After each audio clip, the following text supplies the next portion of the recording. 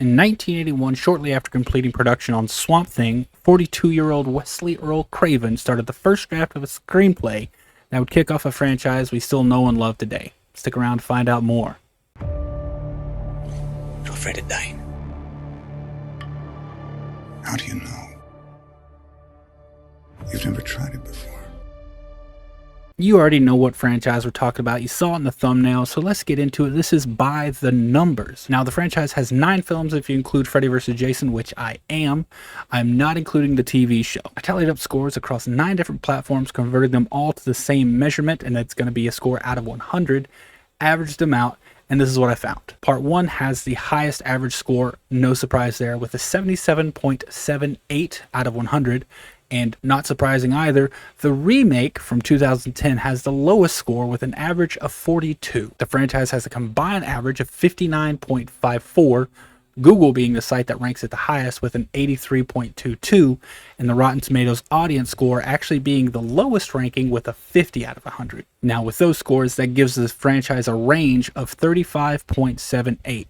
That's not bad. That's much better than the Halloween franchise, which had a range of over 50. Ideally, your range should be as low as possible.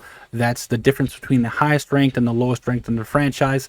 The lower the range, the more consistent the franchise. So, Nightmare on Elm Street is more consistent than the Halloween franchise. The very first Nightmare on Elm Street premiered November 16th, 1984. The most recent premiered April 30th, 2010. Now that's a combined total of 9,304 days that the franchise has been alive, with an average of 1,163 days between films. That's an average of 3.19 years between Nightmare on Elm Street films. The shortest distance between 2 films was actually Part 1 and Part 2, Freddy's Revenge, with only 351 days between those 2 premieres. And the longest distance was actually between Wes Craven's New Nightmare and Freddy vs. Jason, with a total of 3,226 days between those 2 films.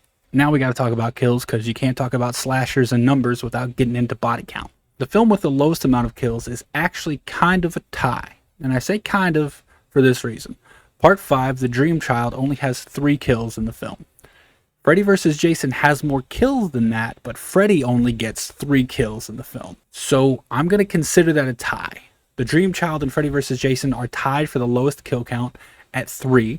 And the film with the highest kill count is actually Part 2, Freddy's Revenge, with a total of 10 kills. On average, each film had 5.44 kills. And the final category is money. All about the money. This is a business after all. The film with the lowest budget in the franchise is, no surprise, the first film. It had a budget of $1.1 million all the way back in 1984. Also not surprising, the film with the highest budget in the franchise is the remake from 2010. It had a budget of $35 million, which is honestly kind of crazy because the effects in Part 1 look better than the effects in the remake. I don't know where that $35 million went, but it didn't show up on the screen. Across the 9 films, they have an average budget of $11.177 million.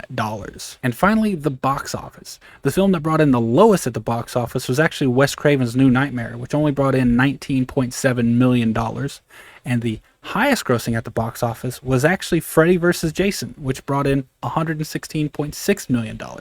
I should note, none of those values are adjusted for inflation. It would look very different if it was adjusted for inflation. The box office average for each film was $50.995 million. Now, if we take the box office average and we subtract the budget average, that gives the film an average profit of $39.818 million.